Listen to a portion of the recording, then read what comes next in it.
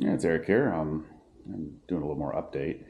I got a new camera for one. This is a Insta360 X3 model, I think. It's a little cheaper one, but I wanted to try it out.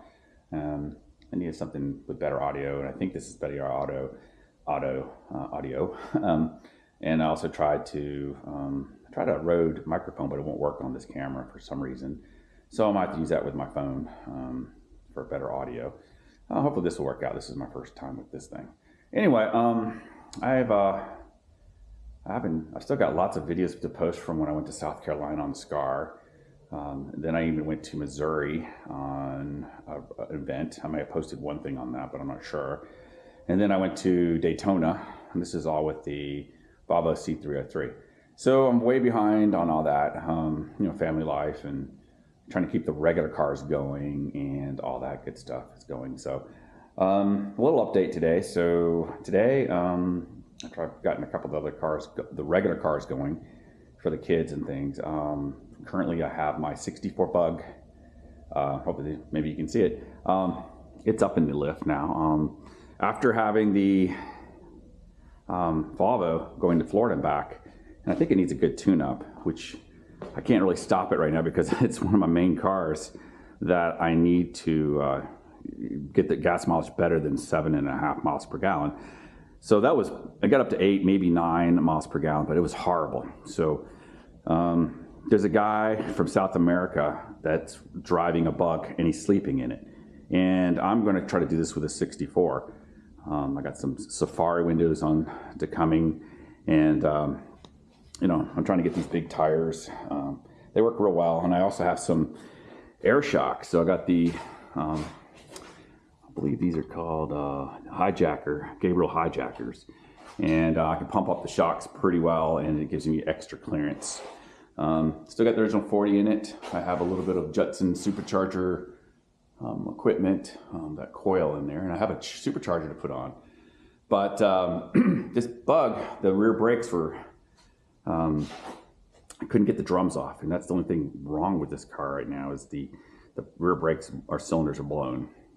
It originally was off the road because the main line down the middle of the vehicle blew. Fixed that, and I drove around the driveway, and then the rear brake cylinders blew all over the place. So I haven't got back around to it. So this is a low-hanging fruit for vehicles.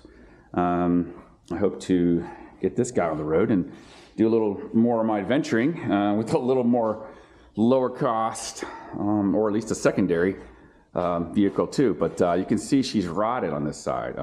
You can see there's no bumper mount, and I have a bumper to put on, and I want it back on there. And you can also see all this other stuff like the rod on the side and things like that.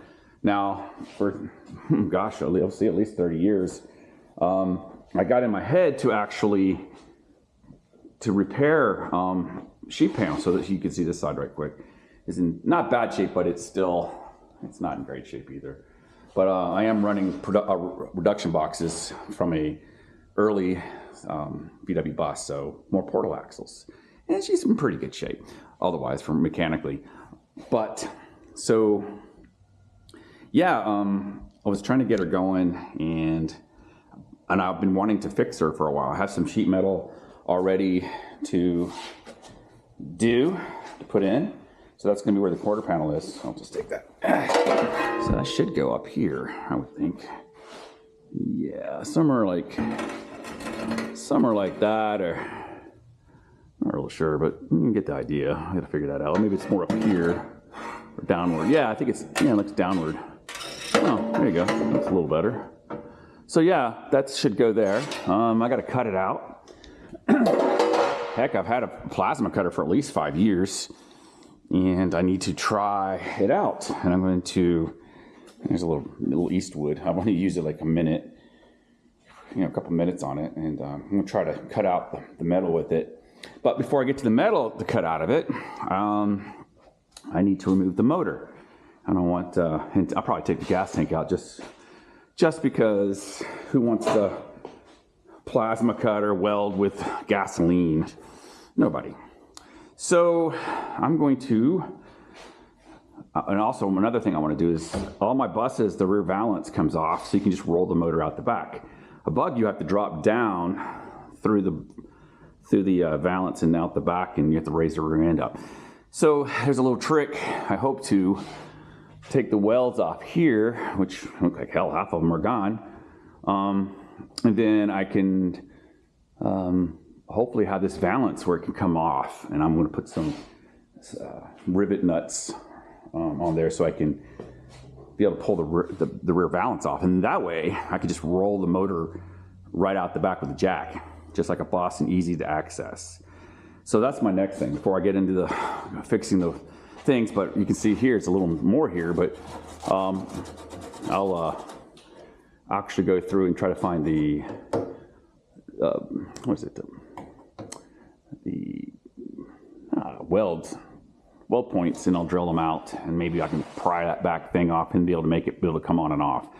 Once that's off, then I'll pull the motor out. Then I can get better access, and I'll probably pull the gas tank, and then I will try to weld and stuff.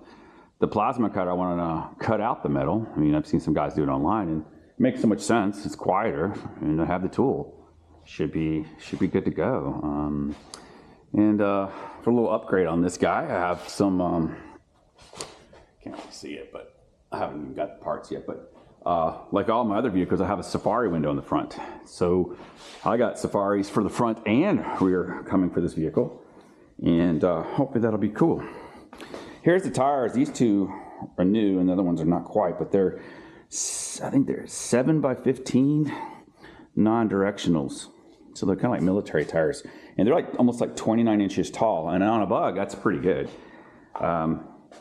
So the speed is not much because it's geared down like a bus, but the rear gearing will allow the tires to go pretty well. You know, also with the Army truck being so overkill for off-road, I'm gonna try this guy. Bugs do a whole different version of, you know, going off-road. I mean, they've been doing it for years in third world countries, and it should be fine. And I should have a little more, you know, information as I go. But also on the same point, I pulled my 1955 hearse trailer in to work on it also. I'm gonna have it a sleep box, so let's shut this guy. So I can be able to run anything. I could pull it with the bug if I wanted to do that, or I can run it with any car, and the kids can take it to go camping. So it's gonna be a baby camper. Right now I have it jacked. I turned the spindles around, and I gained, oh man, at least a foot, I think, of clearance. So it is a lot of clearance under there. That's another motor from another vehicle that needs work. So yeah, I got some new windows to put in it. Not sure about they're kind of stainless. Let me show you one. They'll be functionally great. Aesthetically, maybe not. Oh, here you go. So this is it. It's kind of, I mean, it's too new looking, but what it does, once you flip it over, open it up, it opens like so, like a little portal for a boat. Oh shit! I just did a wheelie, and it's going down. Yay! And it's not going to go back up. Well, that's fun. There you go. Whew. Yeah, so this trailer is so light it can be pulled with anything, and I'm going to have a bed in it. Hopefully, you'll be able to sleep too. But back to the portholes. They're a little too shiny, so I might paint the aluminum black, and then I'll be able to put them in here for some windows. So right now I have these vents that came with it, and yeah, they're great, but they're not weather tight, and yeah, they're not that big. And if you're getting hot, I mean, it's good enough, but it's not going to be like good sleeping. So okay, here you go. I'll put this up against it to show what I'm kind of do with it. So these are kind of go in there, and they'll be too shiny. I'll have to dull them down or something because it's kind of modern on a 1955, right? So we'll see how it goes. But I got 3 of them, 1 for each door, and hopefully that'll work. And hopefully the rack, I'll be able to put wood slats in and things like that to restore that. But the clearance is really a lot. So the tires were on it from the Bug when I first got it. They're pretty tall. So now I have a lot of clearance. Now I could flip the spindles back over and bring her back down for like when I want to bring it to with a Porsche or another car. But with this Bug, I'll be fine. In fact, it's jacked up so well, it's probably going to look good with the Volvo with its high clearance. So yeah. Anyway, that's what's kind of going on now. Here's Dennis. He's judging me. And yeah, so the Bug, it's pretty cool. Should get better than, 7 miles per gallon. I hope to get in at least 15, maybe 20 if I'm lucky. But off-road should be fun. And I'll show you how, as I go, how I'm going to sleep in this. People are like, what are you doing sleeping in it? Yeah, sleeping in the Bug. And heck, the guy from Rodrigo, I think from South America, he actually cooks in it. So he's got a kitchen in his, and he sleeps in it. So you can do this with any vehicle. And I don't know if I'll put a kitchen in mine, but I'll at least have a good way of doing things. So anyway, that's just a little update. I hope to put out some of the other videos sometime. That we'll see how it goes. Hopefully this camera works pretty well too, and the audio is a little better. So if you guys want to see any of the actually me welding or doing that, let me know. And there's not many of you there, but if you do, leave a comment and I'll do a video of me cutting and welding. And I am a total newbie. I only have it in the head what to do. I've never done it, so I want to do it. So we'll see how it goes. But anyway, have a good one.